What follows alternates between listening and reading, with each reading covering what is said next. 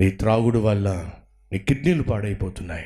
వెలపెట్టి కొనుక్కుందామన్న అందుబాటులో ఉండనటువంటి కిడ్నీలు పాడైపోతున్నాయి, లివర్ పాడైపోతుంది, హార్ట్ పాడైపోతుంది.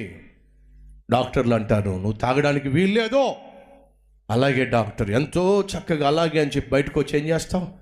మళ్ళీ ఆ బాటిల్ పట్టుకుంటున్నావు, మళ్ళీ తాగుతున్నావు. సిగరెట్లు కాలిస్తే పోతావు అని చెప్పి పైనే ఉంటుంది ఆ పెట్టి మీద. ఏమని? సిగరెట్లు పొగ త్రాగడం ఆరోగ్యానికి హానికరం, ఇది నువ్వు తాగావంటే చస్తావు త్వరలోనే. మీకు తెలుసలేదు, ఒక్కొక్క సిగరెట్ తాగే వ్యక్తి ఆ ఒక్క సిగరెట్ తాగుతున్నప్పుడు 3 నిమిషాలు ఆయుష్ పోతుందండి.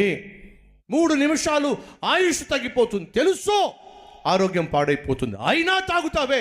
ఎవరో తెలుసా? నిన్ను నీవు గాయపరుచుకుంటున్నావు, నిన్ను నీవే గాయపరుచుకుంటున్నావు, ఆరోగ్యాన్ని పాడు చేసుకుంటున్నాడు. ఈరోజు మన మధ్య ఎవరైనా ఉన్నారా?